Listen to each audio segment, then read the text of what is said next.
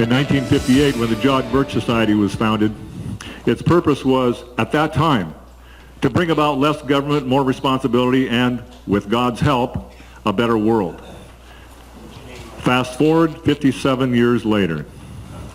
Today, its mission is to bring about less government, more responsibility, and with God's help, a better world by providing leadership, education, and organized volunteer action in accordance with moral and constitutional principles. Needless to say, they have been unswerving in their purpose and dedicated to providing the American people the knowledge and skills necessary to restore our once great republic. Since September 1985, and I have the first issue, by the way, the New American Magazine, the flagship publication of the John Birch Society, has been providing reliable, factual, cutting-edge information to equip our citizens. In October 1993, a certain Mr. William Jasper said in that month's bulletin, "The Society," and this is a quote, "the Society has built a reputation for credibility based on solid research, and that credibility can quickly be destroyed by crying wolf unnecessarily or prematurely. The New American Magazine has for 30 years been staying the course and has demonstrated the highest level of journalistic integrity." In 1993, someone said that, quote, "before they can fully inaugurate the totalitarian police state of their planned New World Order, the insiders must portray genuine patriots as outlaws who are dangerous menaces to society." Does that kind of ring a bell with anyone here? Have you been watching the mainstream media on television? Have you been reading the local newspaper? It seems like the better you get, the more patriotic you are, the more dangerous you are to this constitutional republic. That's politically correct. So who was this visionary, this prophet who uttered these great words? Well, it is none other than our speaker tonight, Mr. William F. Jasper. Mr. Jasper is the senior editor of the New American Magazine. No small job.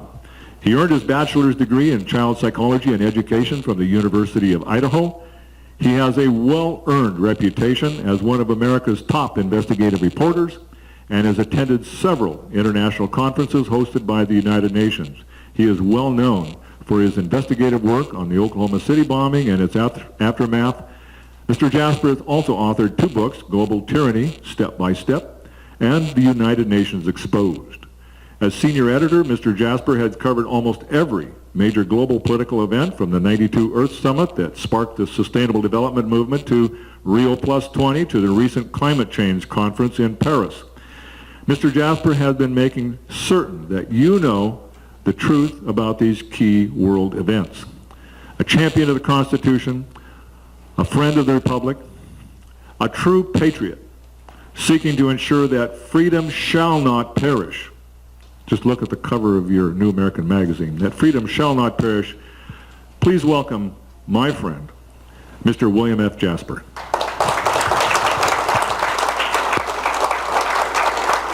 Thank you, Jim.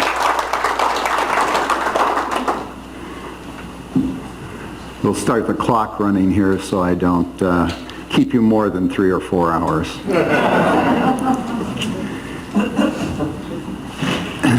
It's a pleasure to be here with you tonight in Spokane. I recognize a number of you, and some of you have been to previous events where I've spoken, and for some reason you still came back. And you know that this is home for me in a special way. I grew up here in the Pacific Northwest, right here in Spokane for the first 10 years of my life. Don't have that going on? I have a signal I need Okay. to fix it now.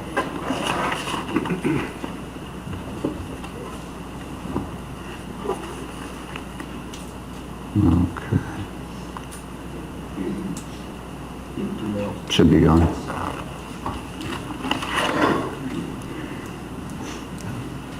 And then moved to Idaho just after my 11th birthday. And so I'm a Idaho, Washington born and raised boy. and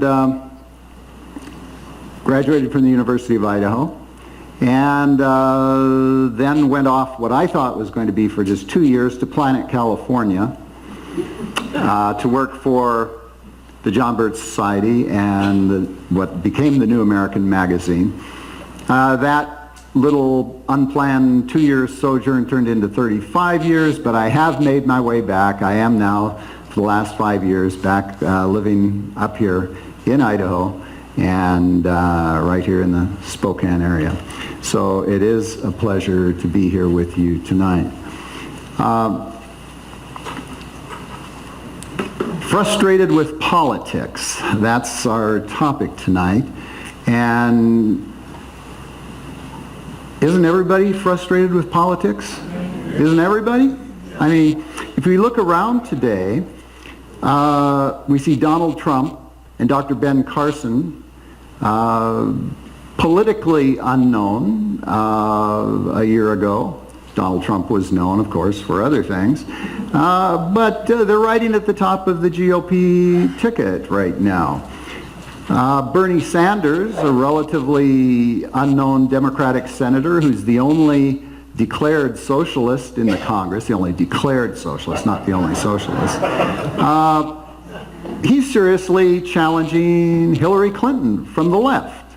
And what does this tell us? All across the political spectrum, we are tired of the same old from the destroyers in Washington, D.C., who keep doing the same thing over and over again, keep getting reelected, keep promising, even when the names change and the party labels change, it seems we keep going in the same direction. And it doesn't seem to matter whether the White House and the Congress are controlled by Democrats or Republicans. Albeit, with Republicans, we sometimes, on some issues, go slower towards the precipice than the Democrats would push, but not always. In fact, on some issues, the Republicans accelerate the dangerous trends, as we witness right now on several key issues, such as the recently released Transpacific Partnership. That is Obama trade. It is President Obama and Republican Senate Majority Leader Mitch McConnell and Republican House Speaker Paul Ryan, the new darling of the Republican establishment, who are and have been promoting this. We'll get into the TPP a bit more detail in a moment. This is one of the issues that we're going to briefly discuss. But it's not just at the federal level. Our state houses, our governorships are far from immune to these dangerous trends. In fact, we see, as we witnessed just recently in the last couple of years, governors... Is it working okay?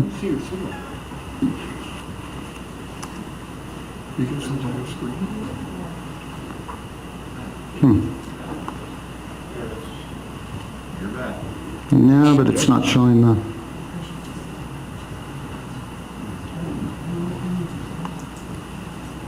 There we go.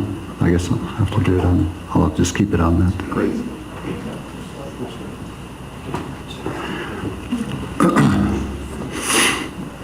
So we see at the state level, governors who are supposedly conservative Republican governors promoting things such as Obama education, as in Common Core, pushing it against the will of their people, joining forces with the liberal left, progressive Democrat, socialists, to promote that. And that's not the only thing. We see it on many other issues as well. Obamacare, other statist programs. But before we go there and jump into some of these things full bore, I want to report some hopeful news. It seems that the scientists at Lawrence Livermore Laboratories have discovered the reason for our frustrations with government and politics. They have just discovered the heaviest element yet known to science. The new element, which they have named governmentium, symbol is GV, has 1 neutron, 25 assistant neutrons, 88 deputy neutrons, and 198 assistant deputy neutrons, giving it an atomic mass of 312. These 312 particles are held together by forces called morons, which are surrounded by a vast quantity of lepton-like particles called pions. Since governmentium has no electrons, it is inert. However, it can be detected because it impedes every reaction which it comes into contact. A tiny amount of governmentium can cause a reaction that would normally take less than a second to take 4 days to 4 years to complete. Governmentium has a normal half-life of 2 to 6 years. It does not decay, but instead undergoes a reorganization in which a portion of the assistant neutrons and deputy neutrons exchange places. In fact, governmentium's mass will actually increase over time, since each reorganization will cause more morons to become neutrons, forming isotopes. This characteristic of moron promotion leads some scientists to believe that governmentium is formed whenever morons reach a critical concentration. This hypothetical quantity is referred to as a critical morass. When catalyzed with money, governmentium becomes administratium, symbol AD, an element that radiates just as much energy as governmentium, since it has half as many pions but twice as many morons. Now, to be sure, there are plenty of morons and isotopes causing havoc of all kinds in all levels of government. But while this satirical poke at government in general is humorous and does convey a certain truth on one level, on another level, jokes or satires like this do a disservice. What do I mean by that? Well, it plays to and reinforces the misguided idea that all of these terrible things that are happening in government are because people in government are inept and stupid and moronic and idiotic. And so how many times do you hear, or have you said yourself, I've said it myself, oh, those morons, or oh, those idiots, whenever you hear some terrible thing, some new government policy, some new law, some new agency restriction. But we have to think about that and realize that no, we're not dealing just with stupidity here. We are dealing with evil here. There is motive behind this. It isn't just random stupidity.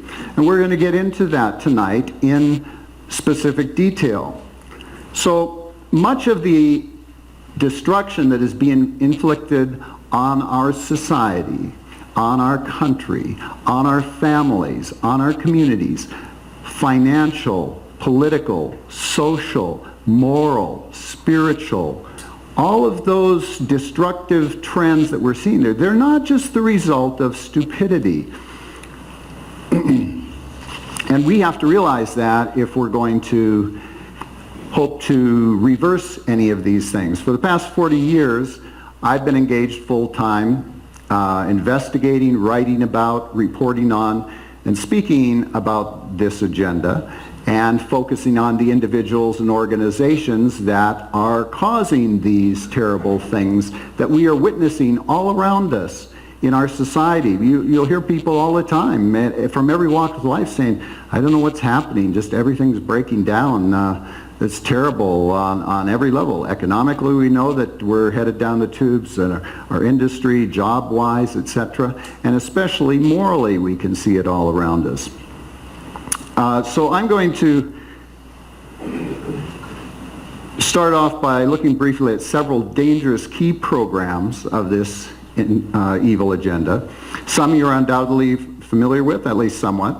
Others have received very little or almost no coverage in the mainstream media, And many have even been shortchanged dramatically in the so-called conservative alternative media of the internet or talk radio, or in many cases, the so-called conservative leaders on their websites and in their organizations and whatnot have actually jumped on board some of these things. Now, I'm going to begin with something which is in the news right now. You're all familiar with, if you watch the news at all, but some of you may not. So right now, it started yesterday, we had the beginning of the Paris 2015 UN Climate Change Conference. They call it COP21. That's Conference of the Parties, the 25th gathering of them. As you're undoubtedly aware, President Obama is there.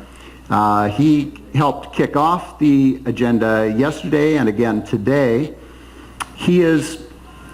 Now this is very unusual that at the very beginning of the conference, I don't believe this has happened before, I've been at quite a number of them, where the presidents, prime ministers, leaders of state actually come in at the start of the conference.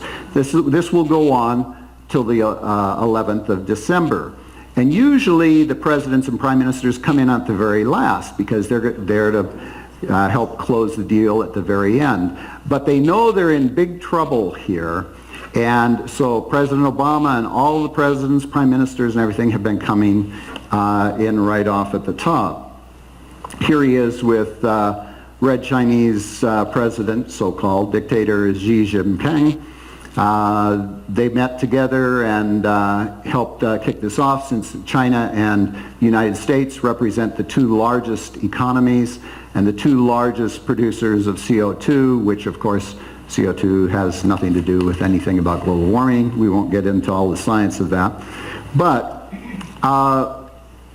if it is at all possible, and it would seem not to be possible, that the media could, after 2 decades of constant headlines warning about apocalyptic doom due to your lawnmowers and your SUVs and everything else, our breathing, etc., causing global warming, for the last couple of weeks and in the last few days, they've just gone really over the top. CNN, New York Times, Washington Post, all of the usual suspects, just bloviating constantly about how we have to have this or the planet is doomed.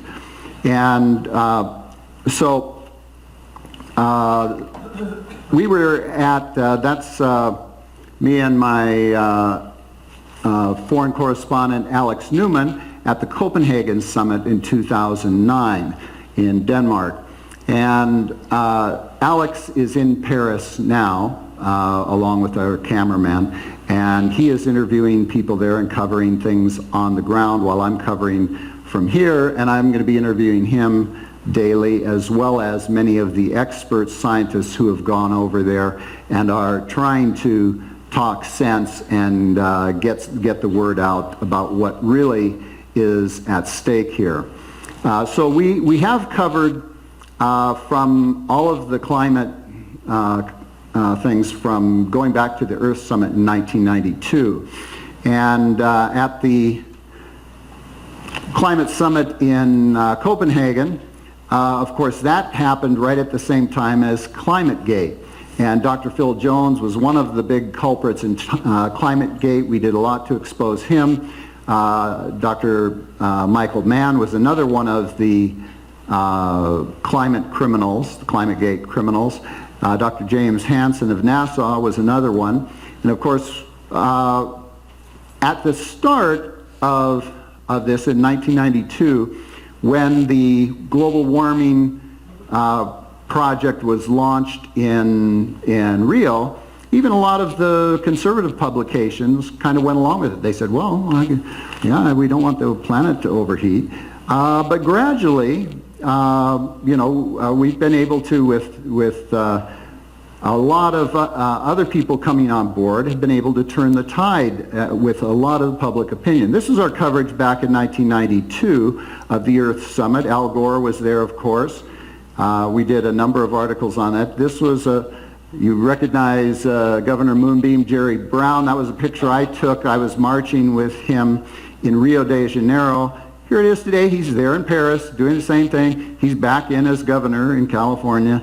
And of course, Maurice Strong just died a couple of days ago. And he was the big poobah there at Rio, denouncing the United States and middle class all over the world because we had too many air conditioners, telephones, cars, etc., while he has several estates and mansions, etc., and jet sets all over the world. Gorbachev was there, of course. He'll be there probably again. Fidel Castro is not going to make it this time, but he was there. He was greeted tumultuously by the whole assemblage there. Viva Fidel, Viva Castro. But since then, we have covered this issue extensively, both online and in print. And we have focused differently than many of the others who are covering this. Yes, we have covered the science, the bogus science of the so-called climate change. But we have focused also on bringing out information that isn't getting out anywhere to show the motive behind this. In all of these issues that we're going to touch on tonight, the key issue here is, what is this so-called solution to a so-called crisis actually going to do? How is it going to affect you, me, our freedom, our children, our grandchildren? In all of these cases, and in this one particularly, and we'll get into details in a moment, we're talking about enormous transfers of power. We have a crisis, we're told, of global warming. We, the United Nations, and all of our scientists, we're going to fix it. Give us money, give us power. Money, we're talking about trillions of dollars. Power, we're talking about virtually absolute power over the entire planet. Now, one of the things that, for instance, that we brought out, we were able to bring out in the our early reporting from there, is that we have many admissions against interest from the people who are promoting this. Now, this is a report from the Club of Rome. Club of Rome, one of the most powerful groups of billionaire industrialists, financial moguls, etc. And in this book that came out right at the time of the Earth Summit, they admitted in there, I'm quoting directly from this, in searching for a new enemy to unite us, we came up with the idea that pollution, the threat of global warming, water shortage, famine, and the like would fit the bill. All these dangers are caused by human intervention.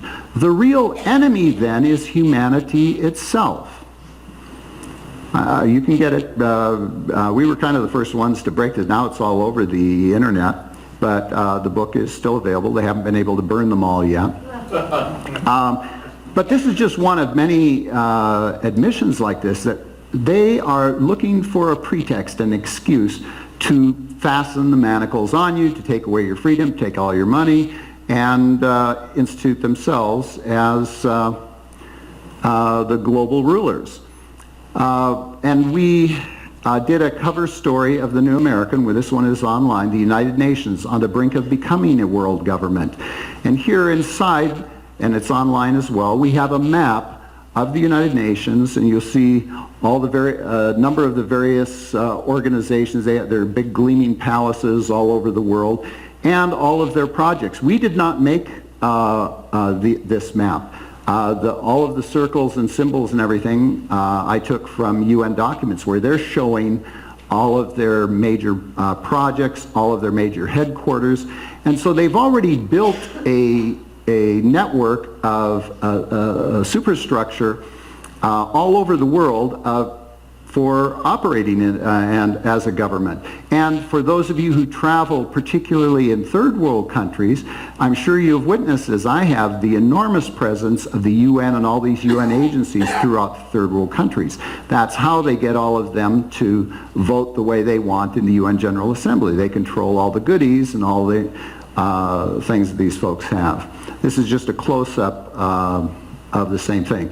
Now, this is becoming very obvious. Many of you are familiar with this gentleman, Lord Monckton, from England.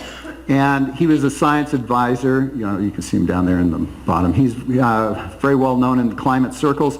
He's been all over speaking. He was science advisor to Prime Minister Margaret Thatcher.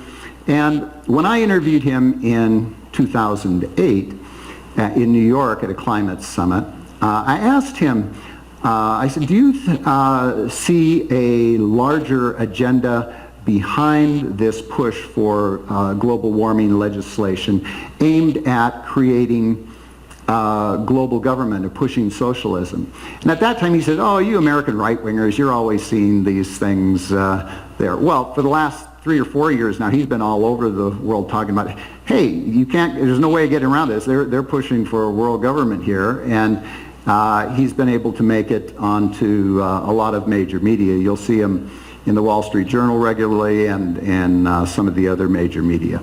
So he was a climate alarm skeptic, but he was a global government skeptic at that time as well. Now he's a true believer that really there is the motive behind this is to create the institutions that will be able to actually affect global government. So let me just quickly point out, we now have the draft document from the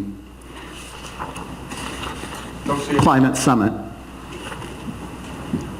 Okay, I guess there's a blank one in there. I had to transfer from Windows to PC and back to, or from Apple to PC and back, and I had a few little snafus. So we have the actual draft document. It came out a couple of weeks ago. We did several stories online about what's in it. And here's what's in it. It's going to cost trillions of dollars in carbon taxes, carbon offsets, carbon pricing, and carbon cap and trade. It's going to mandate, or they're trying to keep it in there, put it in there, that $27 trillion worth of oil, gas, and coal stay in the ground, driving energy prices through the roof and guaranteeing energy poverty throughout the world, including here. They want to establish a global UN CO2 monitoring and regulatory system, establish a global UN climate court, phase out gasoline and diesel cars, mandate even more global warming propaganda for our children in the schools. This will impact all human activity because all human activity involves the production of CO2. It's a byproduct of every human action and of course every fossil fuel reaction.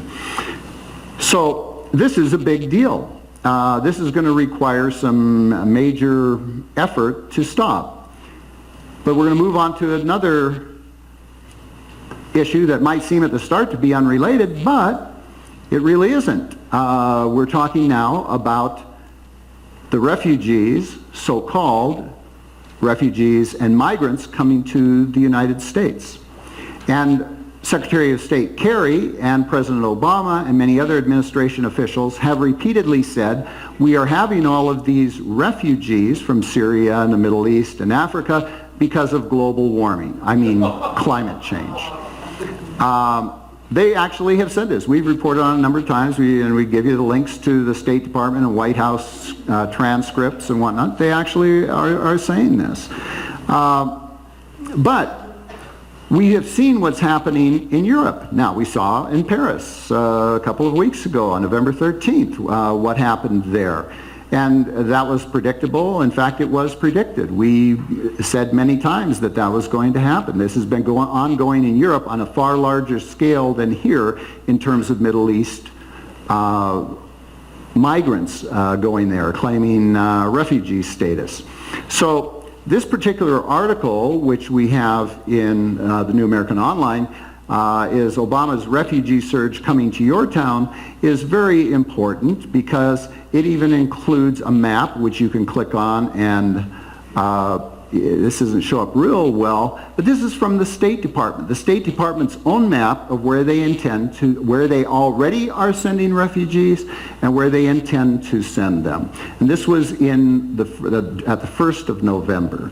Now, when you go online and look at it, we give you a link to it. You can see much more detail, and you can click on state by state and get more detail as well. And so this is just an admission so far of where they intend to send them. They actually have now released the UN High Commission for Refugees report, and the UN High Commission for Refugees is headed by Antonio Gutierrez, who is a former vice president of the Socialist International. He's a very bad guy, and he has no love for the United States, and he has put the UN High Commission for Refugees, the ones who determine who comes here, under the control of Muslims, many of whom are militant Muslims, many of whom are sympathetic to ISIS. And so it should be no mystery then why, out of all the people being persecuted in the Middle East, the Christians have dwindled now down to around 1 million in all the major parts of the Middle East. They can't come here. Only 3% of the refugees are Christians, by the UN's own calculations, and we have reason to believe even many of those who claim they are not. They're coming into under that guise. So the people who really need the refugee status the most are not being given. One of the other things that we've pointed out, and I don't know that anyone else has, is that the guy who is largely in charge of this with Antonio Gutierrez, the American, is Anthony Lake. Does anyone remember him? Anthony Lake was a member of the Institute for Policy Studies. He was a far left Marxist who worked in the Clinton administration, and Clinton tried to appoint him as head of the CIA. And yours truly and the New American launched a campaign against his nomination, and one of my claims to fame is that the New York Times blamed me for stopping Anthony Lake's nomination. And that was supposed to be a terrible dishonor. I consider that a trophy. Unfortunately, though, President Obama put Anthony Lake in charge of UNICEF, the United Nations Children's Fund, and as head of UNICEF, he is also on the board of the High Commission for Refugees. And so we have Anthony Lake, a security risk, who's a hardcore leftist, in league with Antonio Gutierrez, and they're deciding who comes here to our country and where they're going to be placed all over our country. So fortunately, enough people have spoken up about this that we have dozens of governors who are saying, no, you're not going to put them in my state. Now, those governors wouldn't have done that, wouldn't have said that, and they won't stick by their guns if Americans don't continue to put the pressure on them, because they have a big lobby of hundreds of organizations that get billions of dollars from the State Department and USAID and other U.S. agencies to bring those people here. And so it's very important that we stop this at the state and local level. Now, and this is where my PowerPoint breaks down, so I'm just going to have to go along with it without it. The next topic, I'm going to just race through a couple more topics, and I'm going to tie them together. We also saw just in the last couple of weeks the release of the text of the TPP, the Transpacific Partnership. How many here have heard of the Transpacific Partnership? Okay, well, this is a uniquely well-informed audience. In a general audience, as you know, when you've mentioned it to any of your friends or relatives, you get a blank stare. Most of them have not even heard of it. TPP, that sounds like some kind of toilet paper party or something like that.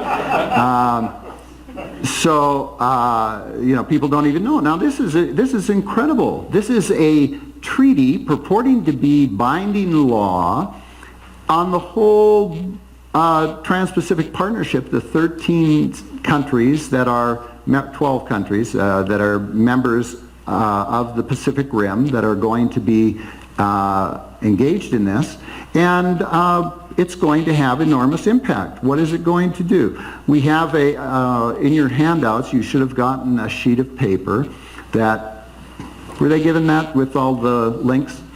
Yes, that has all of the links for various articles. Since I'm having to race through these very rapidly, we have put a sheet of paper that gives you the various articles that we've done that have gone into in depth on this.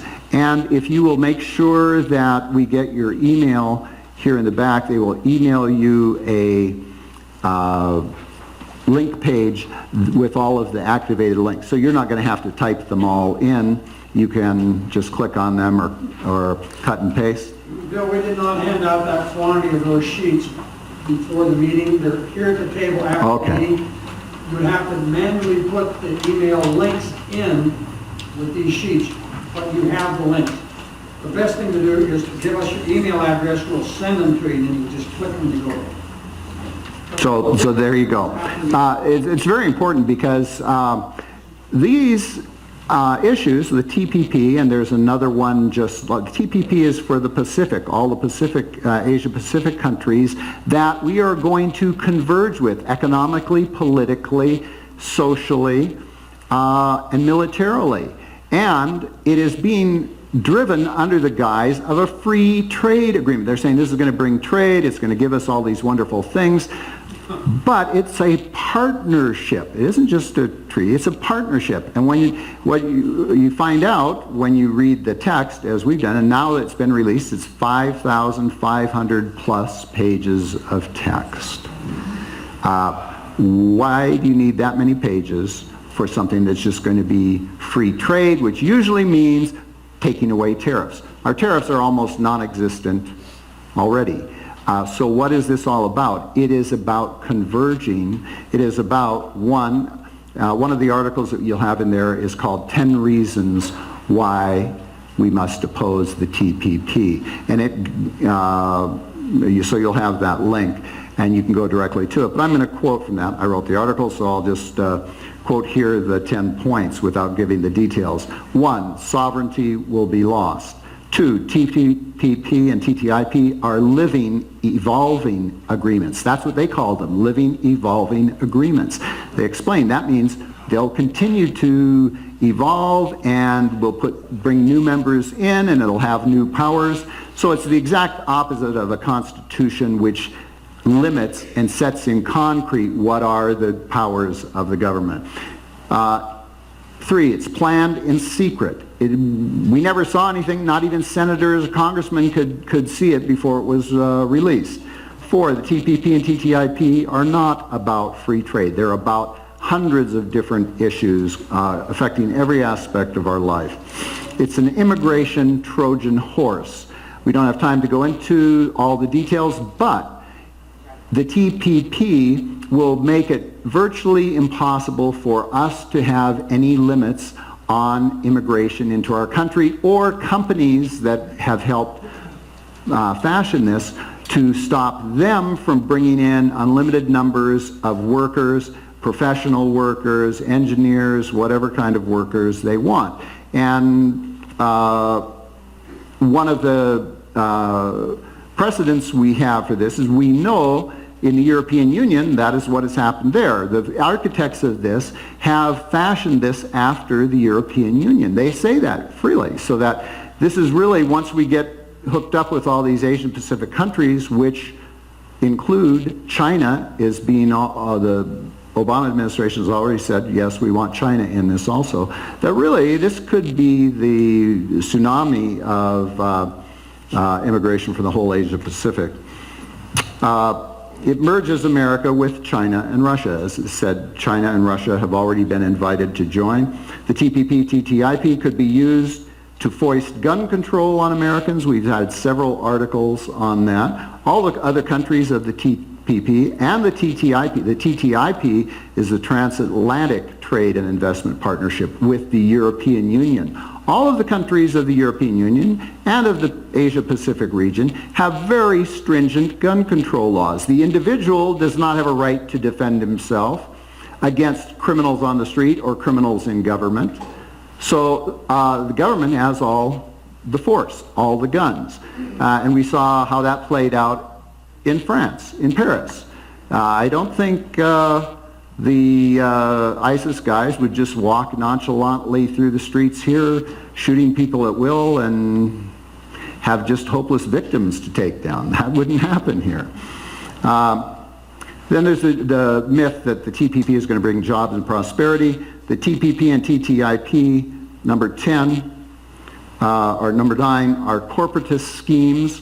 All of the big corporations that were involved, Google, Chase, Citibank, etc., in helping put this together, have private-public partnerships, PPP, in mind. They are not entrepreneurial free market people. They believe in having special access in government, special privileges, special contracts, all of those things, rather than going out there and competing with their goods and services for your dollar. They want to force you as taxpayers to support them. And number 10, the TPP and TTIP are regional transitions in a push toward world government. And again, we've expounded on that in many of our articles. Now, that and the climate summit, both of those double whammies just right in the last couple of weeks. The refugee thing just in the last few weeks too. We had a triple whammy right there, and most people, that's the first they've heard of it. Those who read the New American magazine or members of the John Birch Society have known about these for years. We started writing about the TPP and the TTIP years ago. We have articles back from 2009, 2010, and so most people, it's all brand new to them. Well, how are we ever going to get ahead of the bad guys if we wait till they have everything in place and then they spring it and we have to play catch up and try to figure out what it is they're doing and answer all of their arguments? We never will. And that's one of the reasons why it is so important for us to plug more people into the information network of the New American and the John Birch Society. There's tons of other conservative groups out there, some doing good, some not, but literally there's no one else that has been on top of all of these key issues ahead of time, providing the solid work. We'll go look at another one. The UN takeover of the internet. Big conference just a couple of months ago, several months ago, in Istanbul, Turkey. The United Nations held this big conference there for internationalizing the internet, meaning that, and one of the officials there helping run the affair was from Red China, a communist official who has as his job in China keeping the Communist Party thumb on everybody, making sure that if you say anything on the internet or access any forbidden sites that make it through the Great Wall, that you immediately are visited by the secret police and you disappear. And we want those people to have control over the internet. The internet has, as we all know, a lot of evil on it. There's all kinds of bad stuff on the internet, but it is a neutral technology in that it can be used, and it is being used, and we have been able to use it to circumvent the controls that we see with the mass media in the broadcasting world. But now they want to make sure that no, you cannot communicate with anyone or get information that's unapproved, that is uncensored out there to inform the people. We've had a number of articles on it. I believe they're on the linked sheet there that you can access there. But Of course, I'm biased, but I think that you should have the New American as your home page, so that whenever you turn on your computer, it automatically takes you to the New American home page. And we have, in addition to the articles which we sometimes post from our printed magazine, we don't put everything that we put in our print magazine online, but we have more online than we do in our print magazine. Every day we have 8 to 10 new articles that our writers put out that are unique to the New American. So we're covering 5 or 6 or 7 or 8 or 10 times as much online as we can in the magazine. This is another one. This is just within the last year. A major event, and most of the alternative media, the conservative media, didn't even say anything about it. And they will be wiped out if this goes through. They won't have any access, won't be able to put things out. We're already seeing that now with the NSA surveillance state.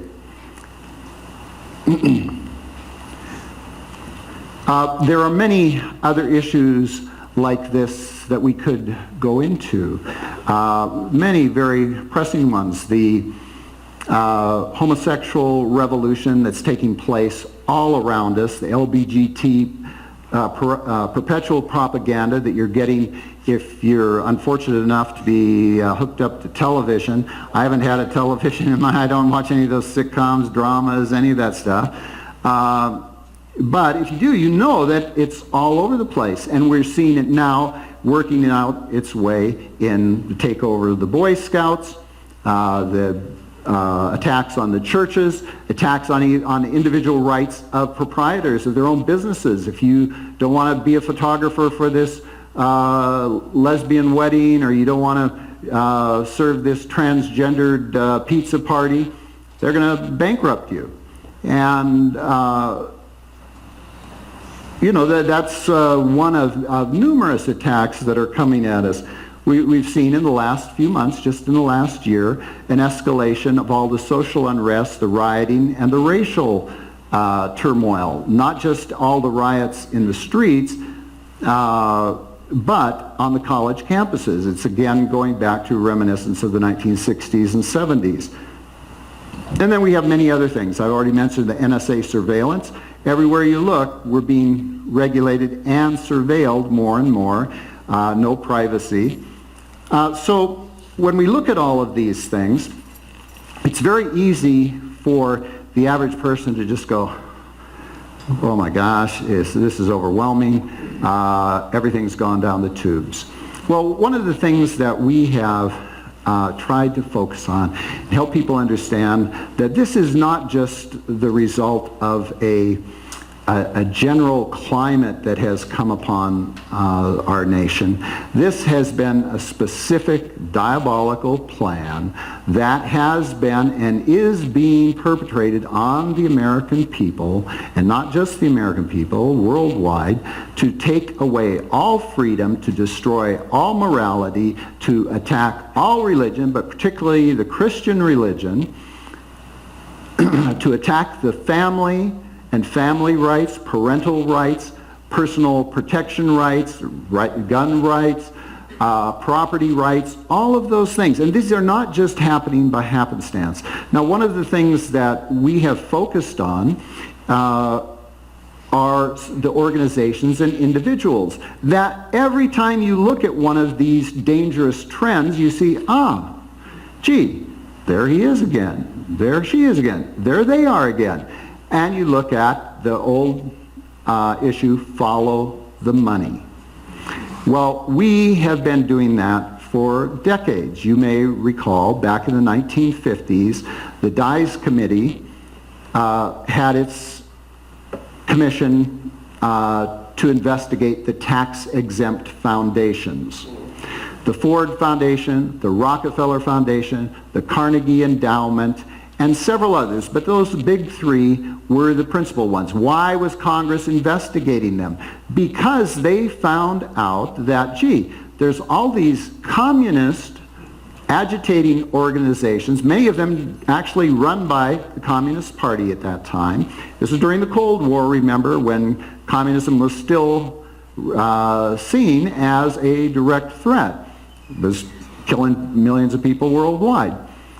And operating here openly as a communist party, but through many different fronts. And what the investigators found out was that the vast majority of these fronts would not even exist if they were not getting money, funding from the Rockefeller Foundation, the Ford Foundation, the Carnegie Endowment, the Gardner Fund, etc.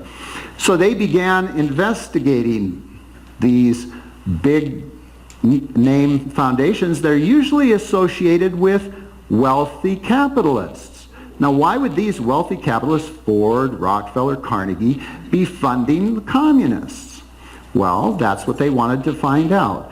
And as they began digging into it, all hell broke loose. The committee was forced eventually to abandon its investigation because all of the media, which was in league with these foundations and these big industrialists, hammered him, made it appear that this was a destructive thing, these are great philanthropies, etc. So the investigation was shut down. We still have never had an investigation of them. And in the meantime, these foundations have multiplied. We have the Soros Foundation, the Turner Foundation, the Bill and Melinda Gates Foundations. All of these different big foundations funded by billionaires. And today, all of these issues that we're talking about, I've been at all of these conferences of the United Nations. They have a whole rent-a-mob army of NGOs, all these activists, and I've read through all of their annual reports. Invariably, they are funded by Ford, Rockefeller, Carnegie, Turner, Soros, Gates, etc. In other words, what we are seeing in all of these areas where we are being pushed toward accepting vast new government controls, total loss of our freedom, is a movement which is synthetic. It is an astroturf movement. It isn't a grassroots movement. It is being funded by these guys. And what is it that they're after? Well, the main organization that all of them are linked to, and we have pointed to for over 40 years, 50 years almost, is the Council on Foreign Relations. And who you see here at the World Economic Forum is Richard Haass, the president of the Council on Foreign Relations. And here's their journal, Foreign Affairs, Arctic Meltdown. They have been, the Council on Foreign Relations, CFR, has been at the headwaters of always pushing at the top levels all these global warming, climate change events. But every once in a while, in fact quite regularly now, they've been coming out and showing their hand. Richard Haass, in this editorial op-ed, said state sovereignty must be altered in a globalized era. In the age of globalization, states should give up some sovereignty to world bodies in order to protect their own interests. And so he goes on, as many of them do, to say, hey, it's time, we need to empower the United Nations, we're going to give up some sovereignty, don't worry about it. Well, we have exposed it in many articles. One, and in this book, which we published, The Shadows of Power, the Council on Foreign Relations, An American Decline, is still the fundamental basic book which explains who are these guys and why are they pushing all of these different agendas, the homosexual agenda, the global warming agenda, the Agenda 21 agenda, all of these, the refugee migration agenda. They're trying to first create enough chaos and destruction that then they can rebuild the world in their own image. Now, one of the reasons why the John Birch Society has been slammed and smeared and beaten up so many times over the last 50 years, those of you who are members know what I'm talking about. Those of you who are not have undoubtedly heard from neighbors, friends, relatives that, oh, John Birch Society, one will say, they're communists, aren't they? And another one will say, oh, they're extreme anti-communists. Some will say, oh, they're just a bunch of rich people. Now they say, oh, they're just a bunch of hillbillies. They're racists, or they're anti-Semites. We've been smeared like that for the last 50 years because, like Toto in The Wizard of Oz, we keep pulling back the drape and saying, hey, that's who's causing all of this behind there, pulling all the levers. And we know from our childhood, we're given stories about the emperor's new clothes and how everybody goes along with everybody else because they don't want to step out and be thought foolish or be attacked for not going along with everyone else. Well, that's what the John Birch Society has done. We said, hey, no, we're not going to play that game. The emperor's naked, here. The guy behind the curtain, here. And the Council on Foreign Relations is not the only group, but it is the most visible, easily identifiable group, which is the brain trust, where you see all of these things, the coordination of the tax-exempt foundations, the members who go in and out of government at the top levels, from the president to members of Congress, to all of the phony conservatives who are put up for us for leaders. People like Newt Gingrich, who is Speaker of the House, and yet in Salon.com, they painted him as a greenie, and he is. He has been for the last 30 years. He was all in favor of all the global warming stuff. There he is on the green couch with Nancy Pelosi. They did an ad promoting Obama's green energy program and global warming and all of that. Now, because he's trying to appear conservative again, he's jumped back and distanced himself from some of that. But as long as we allow our leaders like Paul Ryan and Mitch McConnell to be selected for us, we are never going to be able to offer opposition, effective opposition to any of these deadly schemes that are being forced upon us. We have to be willing to first look at the record. That's what we do. We go, myself and my fellow editors and writers, we go to the CFR annual reports and to their website and all of their backgrounders and reports all of the time. And not only them, but the Ford Foundation, the Carnegie Endowment, the Brookings Institution, etc. We read what they're saying. The United Nations. I've been an accredited correspondent at the United Nations in New York for over 30 years. They hate me. I hate them. They usually don't want to let me in. I've always been able to get in thus far. But we go through all of their documents and through the State Department and all of these. So we dig out all the information so that we can say, hey, here's who's really doing the bad stuff, and this is why they're doing it. And sometimes they even admit it, but they're just admitting it amongst themselves because none of the rest of the talk show hosts and folks that are supposed to be alerting us are telling the American people what they need to hear. Now, every once in a while we get somebody like Lord Monckton who sees the whole picture, and he comes on really strong. And he understands that the United Nations is truly on the brink of becoming a world government.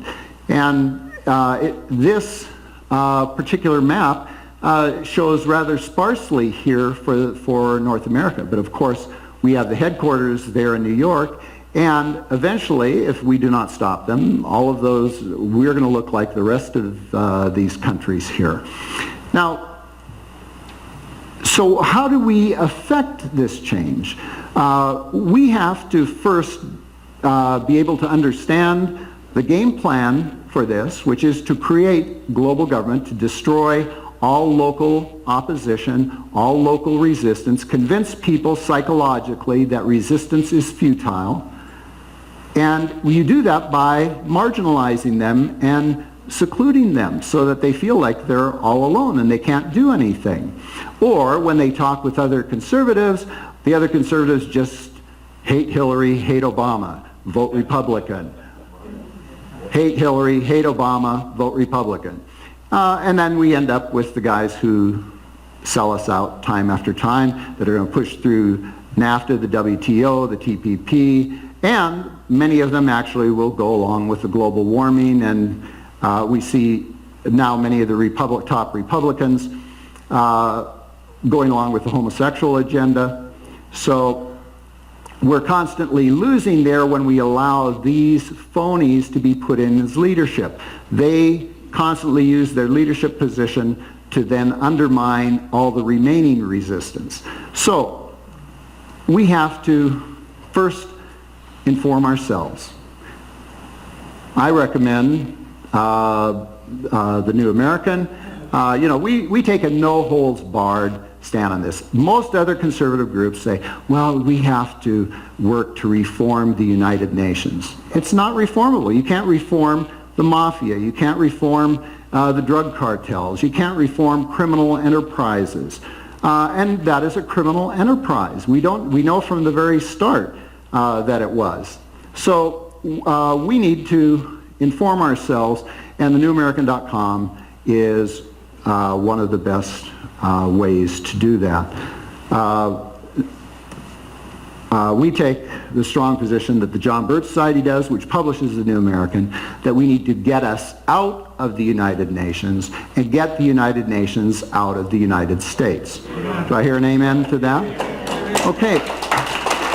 Now, it's very frustrating to me because I'm often speaking to other conservative groups, and I consider some of these other groups and their leaders my friends, but they have for decade after decade still kept on this tiresome tune that, well, we have to see if we can reform the United Nations and make sure that it protects American interests. We don't want to leave America out of it. It's America and our money and our prestige and the power of our government that is enabling the United Nations to do all of the wicked, destructive, evil things that it is doing around the world. It cannot be reformed. Thankfully, there are other groups and individuals, leaders, that are taking that position, but it's taken a long time. And we've never backed off of that issue. And we've got to get more Americans to understand that. We have tons of, if you're not reading the New American, you're not aware that all throughout Africa, for instance, in the Ivory Coast, in the Congo, etc., UN troops are raping and pillaging and killing. They're persecuting, they're targeting everybody, but in many of them they're targeting particularly Christians. And this gets almost no coverage in the news. And we've actually reported a lot of the stuff that's actually comes out in UN reports and investigations, but then the UN covers it up and our media covers it up. These are a number of the articles that we've done on the United Nations. This is Art Thompson, and this is the home page of the John Birch Society, jbs.org. That should be a regular for you, or a home page to be marked to. There's a very important quote by Henry David Thoreau. He said, "There are 1,000 hacking at the branches of evil to one who is striking the root." Now, if you have an octopus or one of those eggplants that ate Chicago or something like that, monsters, that wouldn't be such a bad idea, really. You always know that at first people are just striking at the tentacles, and then somebody gets a bright idea, hey, let's go for the brain, let's go for the eye, and they get the monster. Well, we have to do that, but too many people are afraid. If they point at the prominent people, the influential people, the celebrities, and those organizations which control so much of the media, so much of the news, they know they're going to get slimed, they're going to get smeared. Well, is your freedom worth it? I say it is. When I got out of college, and went to work for the JBS, I had a number of different options. I said, well, this is going to be the less prestigious one. All my liberal college friends and buddies are going to think I'm crazy, and they did. for about 20 years, and now a lot of them say, dang, you were right all along. But if you're going to go after the root, if you're going to go after the eye, you got to expect that they're going to fight back, and they're going to try to make you hurt. And they're going to, for most people though, we're not talking about being killed or tortured. It means some social ostracism. I think that's worth it. When I look at around today, I see that many of my fellow pro-lifers, pro-gunners, pro-property rights, other conservatives are now beginning to get a little bit of taste of what the John Birch Society has gone through for the last 50 years. Because what is happening, if you stand up against the phony global warming stuff, what do they call you? A denier. Even top scientists from MIT and Penn State and top government agencies and whatnot who say, wait, this isn't, they immediately start calling them deniers, and you're in the pay of the oil companies, and they start making all kinds of vicious attacks on them.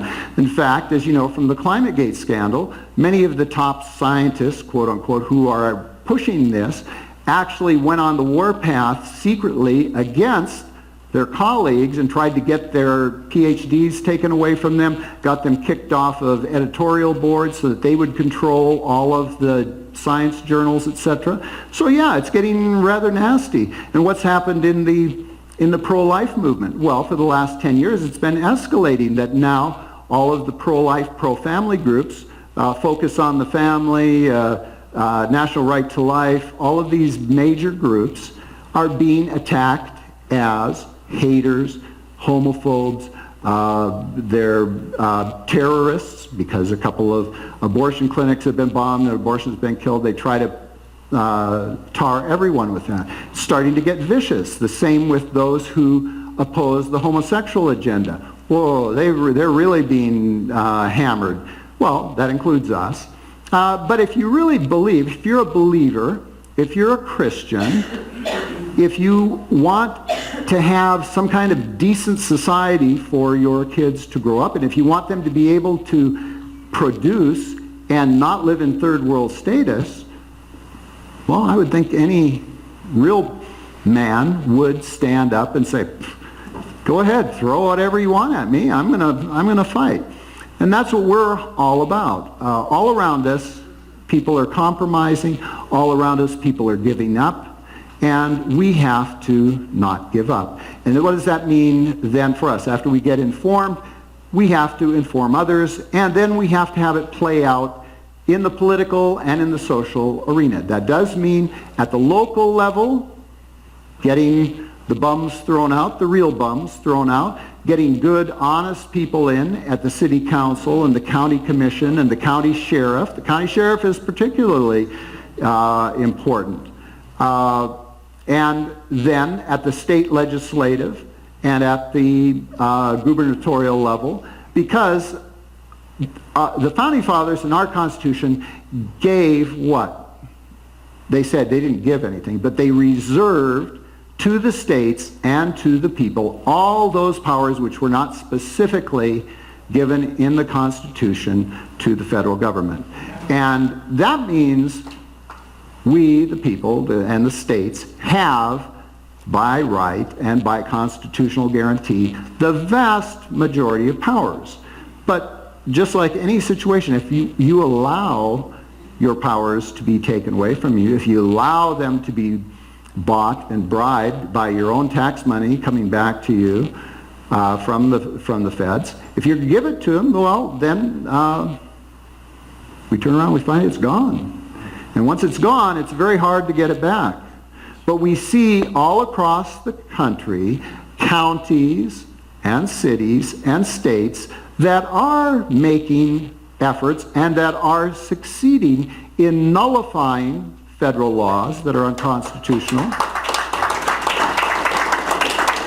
And in almost all of those cases where states have passed nullification saying this federal law, whether it's the National ID, the Real ID Act, or whether it's gun control, or whether it's United Nations or other programs, In almost all of those cases, that whole 10th Amendment movement to reclaim states' rights was initiated by members of the John Birch Society. The first resolution to go in that regard was in the state of Oklahoma. It was 3 legislators who were John Birch Society members who pushed that through. And it's been the same in most of the states and many of the counties. Because we understand the importance of that.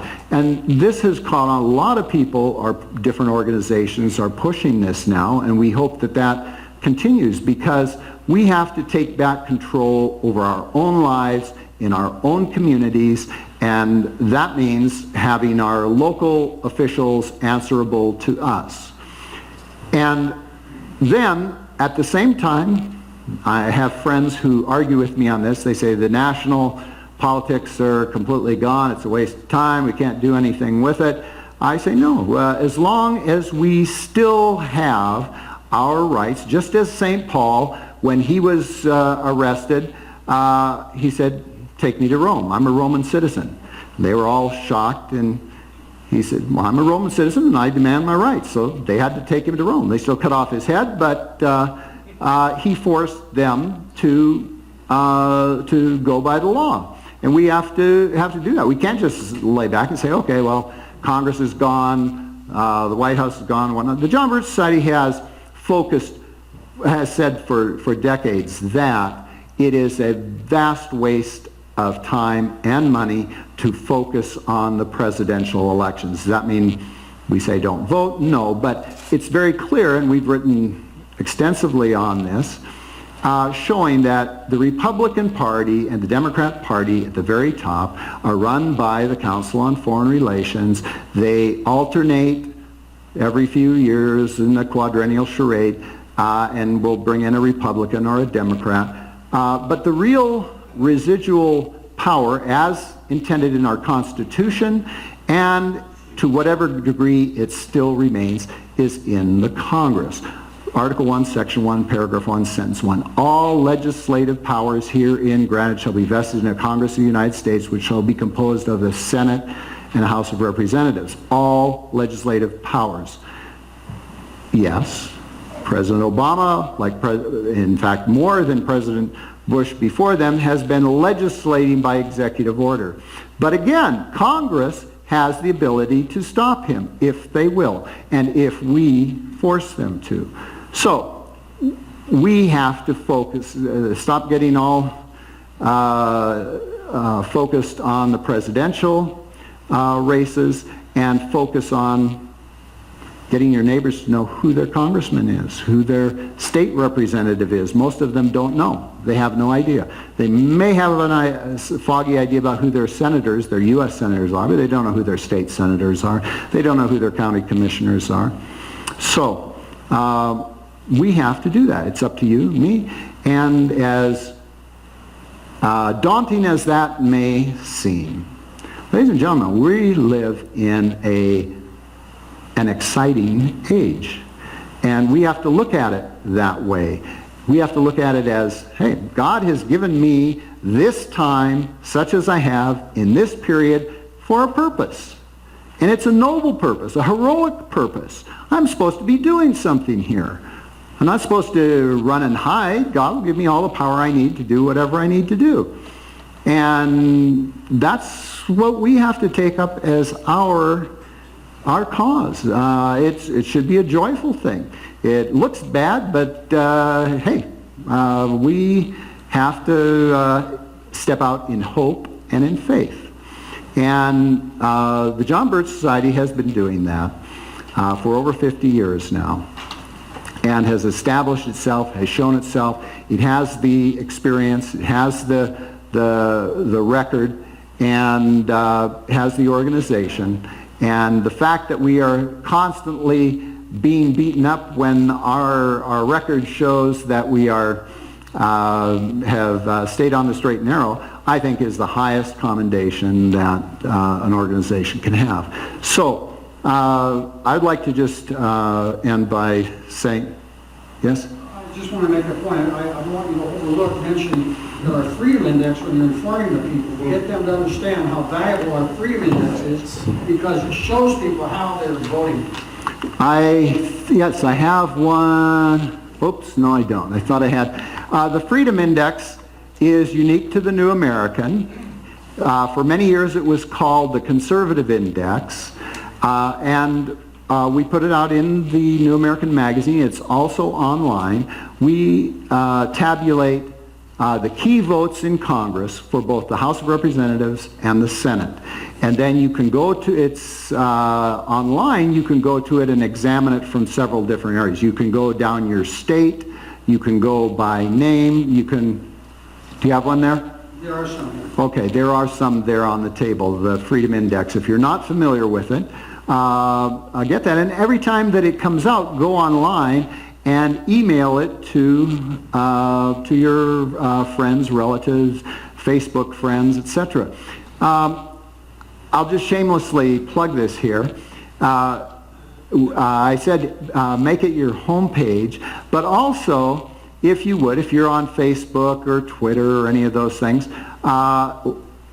do put them, do a link to like it or tweet it or something. That helps us tremendously. You'll see on some of our articles when you go on there, it shows the number of likes. It'll say 0.